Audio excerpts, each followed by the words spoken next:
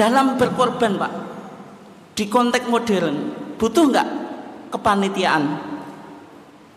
Butuh. Kenapa kok korban itu perlu untuk diserahkan kepada panitia Pak? Kenapa kok tidak jenengan lakukan sendiri? Alasannya apa Pak? Biar lebih efektif, efisien, pendistribusiannya juga tetap tepat sasaran. Biasanya semacam itu Pak. Soalnya jenengan kalau konteks masyarakat modern itu nggak mau ribet Pak, mau menyembelih sendiri nggak bisa toh. Kadang bisa tapi kurang profesional gitu. Nanti pendistribusiannya juga kadang tidak maksimal. Sehingga korban itu di konteks modern ini Pak, secara umum dikelola panitia. Tapi ketika dikelola panitia Pak, ada nggak dalil yang menjelaskan korban itu dikelola panitia di zaman Nabi Pak? Maksudnya Nabi membentuk kepanitiaan, Nabi ketua panitia korban. Ada Pak? Ada atau enggak? Tidak ada. Kalau tidak ada, kenapa kita lakukan Pak? Hah? Kenapa kita lakukan? Sebagaimana zakatul fitri Pak, di zaman Nabi ada nggak amil zakatul fitri? Ada atau enggak? Kalau zakatul mal jelas Pak, innamas shadaqatu lil fuqara itu kan ada wal amilin. Amil itu termasuk asnaf samaniyah 8 asnaf. Dapat presentasi bagian zakat. Tapi zakatul fitri Pak, ada amilnya atau enggak? Enggak ada.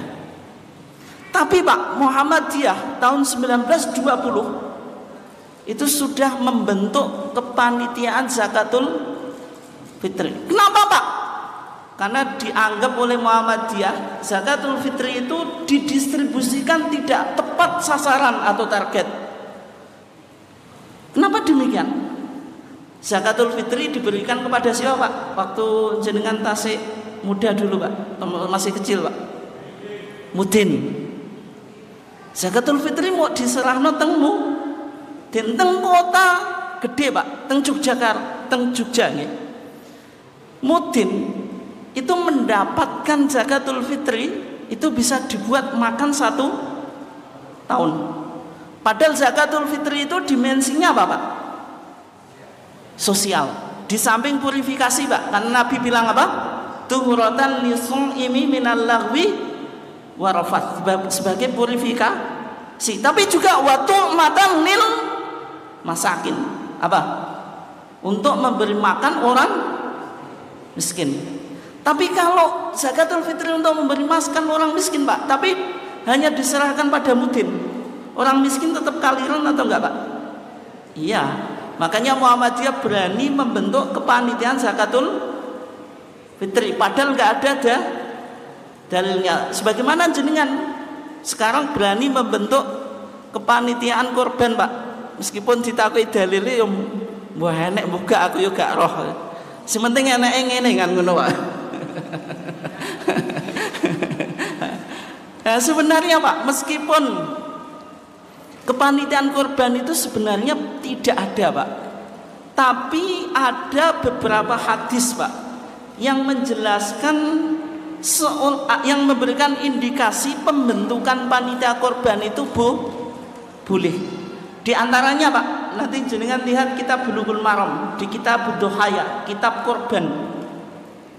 Di hadis kedua yang paling akhir Pak, di sana disebutkan hadis Ali ibn Abi Thalib.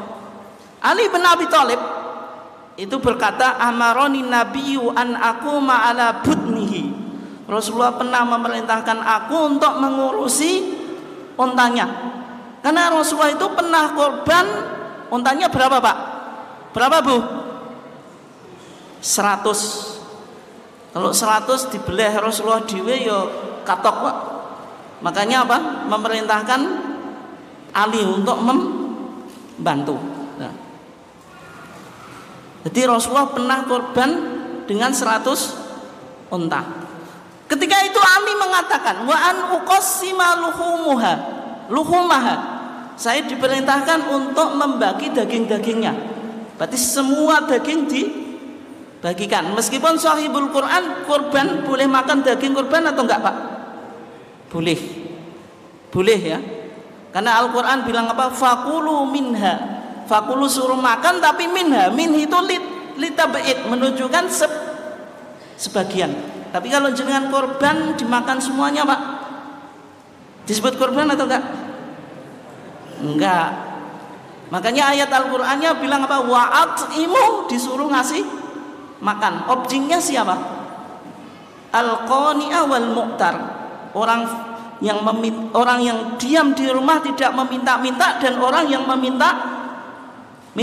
Berarti memberikan makan itu hukumnya wajib. Tapi kalau sahibul kurban makan kurbannya itu tidak sampai wajib Pak. Makanya kalau jenengan korban mengambil dagingnya boleh, menyerahkan ke panitia semuanya nggak ngambil sama sekali juga boleh. Tapi dagingnya harus ada porsi yang dibagikan kepada orang fakir miskin. Kalau jenengan misalnya menyembelih kambing Pak Tebu di belakang rumah, makan satu keluarga nggak ada yang dikasihkan ke tetangga atau orang miskin, korban atau enggak itu? Tidak itu, karena dimakan semua. Makanya Al-Quran bilang bahwa fakulu minha, ada minha Pak, berarti boleh dimakan tapi nggak boleh semuanya ya. Kemudian wajuludah, kata Ali, saya juga diperintahkan supaya membagikan kulitnya. Berarti kulit korban hukum asalnya apa Pak? Dibagikan kepada orang fakir miskin. Tapi kadang-kadang muncul masalah Pak. Ketika ibu-ibu dikasih kulit itu jenengan bisa masak napa mboten Bu? Nah, kadang ibu-ibu saiki sok gaya ya Pak. Oh, apa dikai kulit wis buak-buak ngono. Suruh masak enggak bisa Bu ya? Kalau dibuak ya mubadir gitu. Padahal kulitnya suruh membagikan. Nah, sehingga kalau misalnya masyarakat itu Pak dikasih kulit terus dibuak itu, majelis tarjih membolehkan Pak kulit itu dijual, tetapi uangnya nggak boleh dikembalikan kepada sahibul kurban.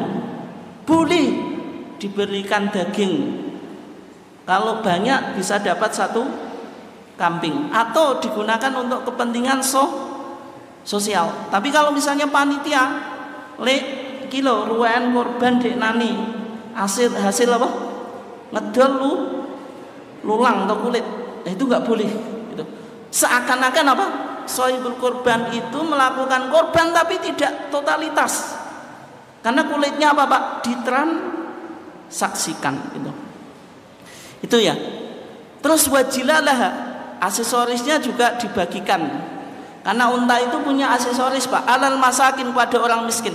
Terus yang ini menarik Pak, kata Ali, wala utiya fi jizaratiha minha syai'an, saya enggak dianjurkan memberikan tukang jagalnya dari daging korban sebagai opah. Berarti tukang jagal boleh mendapatkan opah berupa daging atau enggak Pak? Hah? Biasanya opah yang menyembelih dapat apa Pak? Kepala, dapat lulang. Itu kalau disebut opah Pak nggak boleh. Tapi kalau dihadiahkan boleh atau enggak Pak? Boleh. Tapi endingnya ya podo-podo oleh Pak. Lah kok disebut opah nggak boleh, disebut hadiah kok boleh Pak? Yang pertama akadnya beda Pak. Dan yang kedua Pak, kalau opah itu kan bisa nego Pak. Masa cuma dikasih kepala? Saya minta lulangnya juga. Tapi kalau hadiah kan terserah yang ngasih. Berarti kalau hadiah Pak, yang menyembelih itu tidak harus dapat kepala, bisa juga itu yang namanya dikasih ya terserah itu. Demikian juga panitia Pak. Kalau kepanitiaan secara kelembagaan boleh menerima opah daging korban atau enggak Pak? Enggak boleh. Misalnya panitia penyembelihan korban Masjid At-Taqwa Sumberjo, nanti Pak memberikan syarat opahnya 1 ekor kambing. untuk panitia. Misalnya kambing yang masuk 20 ekor, yang satu buat panitia sebagai upah, boleh atau enggak Pak? Enggak boleh. Enggak boleh Pak, kalau sebagai upah. Tapi kalau panitia secara pribadi Pak atau personal mendapatkan apa Pak, bagian tapi bukan nama upah atau apa Pak, sedekah atau hadiah, boleh atau enggak? Boleh gitu. Tapi biasanya Pak, korban itu kan panitia butuh apa Pak? Dana. Bolehkah panitia meminta sahibul kurban dana operasional Pak? Soalnya panitia itu kan bondo napa mboten Pak? Sing jenengan nanti dados panitia, bondo napa mboten Pak? Bondo. Harus beli apa Pak? Plastik. Apalagi Pak? Hah? Apa Pak? Pisau, apalagi terpal, suwakeh Pak. Dan semacam itu kan panitia butuh dana operasional, misalnya mensyaratkan sahibul kurban, misalnya kalau kambing plus 50.000 sebagai dana operasional. Urunan sapi tadi 3 juta dilebihkan Pak, 3.100.000, yang 100 buat operasional. Itu boleh atau enggak? Boleh. Kenapa Pak? Dalilnya Ali tadi kan dipesan Nabi tidak boleh apa? Ngasih tukang jagal daging sebagai opah. Langsung tukang jagalnya diupahi apa Pak? Kata Ali, bal nahnu nu'tihi min indina. Kami kasih tukang jagal itu opah tapi berupa uang dari Ali sendiri, tidak dari daging korban. Berarti kalau tadi ada dana operasional Pak, panitia dapat upah dari situ boleh. Yang tidak boleh itu ketika upahnya diambil dari daging korban. Jelas ya? Nggih, niku. Yang terakhir Pak, yang terakhir ini. Kalau jenengan korban, daging korban itu jenengan simpan atau enggak Pak? Biasanya sampai pinten wulan Bu? Satahan Bu. Daging korban tahun kemarin juga masih Bu? Waduh. Boleh atau enggak korban itu disimpan Pak? Boleh Pak? Oh, sekadung nyimpen loh Pak. Nah, dulu Pak, Nabi itu pernah melarang apa? Hewan korban itu disimpan melebihi 3 hari. Nabi bersabda apa? Nabi bersabda apa? Dalam hadisnya Pak, la yaqulu ahadun min lahmi udhiyatihi fawqa 3 ayyam. Janganlah seseorang di antara kamu memakan daging korbannya melebihi 3 hari. Kenapa kok demikian? Karena ketika itu lagi dalam hadisnya Pak dikatakan li'ajli dafah, ketika itu lagi krisis pangan Pak. Ketika terjadi krisis pangan Pak, terus orang berkorban itu disimpan Pak, korban bisa mengatasi krisis pangan atau enggak Pak? Tidak. Orang miskin tetap kelaparan, karena orang yang kaya korban tapi korbannya disimpan melebihi 3 hari. Makanya Nabi mengharamkan penyimpanan daging korban melebihi 3 hari. Tapi dijelaskan ada alasannya, yaitu apa? Ketika itu krisis pangan. Setelah itu Pak, larangan ini dinasakh. Dinasakh itu apa? Dihapus. Setelah itu Nabi bersabda apa? Kulu wa tasaddaqu wadakhiru. Makanlah, sedekahkanlah, wadakhiru, dan simpanlah. Dalam hadis yang lain watazawwadu, dan simpanlah atau berbekallah gitu. Sehingga kalau konteksnya normal Pak, kondisi sekarang kita alhamdulillah tidak ada apa? Krisis pangan, maka korban itu boleh disimpan.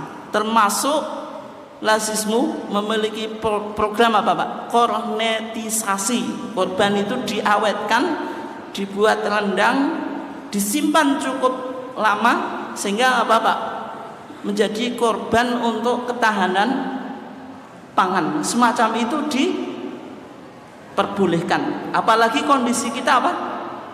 Normal, tidak ada krisis pangan, maka menyimpan daging korban itu diperbolehkan. Mungkin sekian kajian kita. Biasanya ada pertanyaan atau enggak? Enggak ya? Enggak ada. Oke, kita tutup kajian kita dengan bacaan hamdalah. Assalamualaikum warahmatullahi wabarakatuh.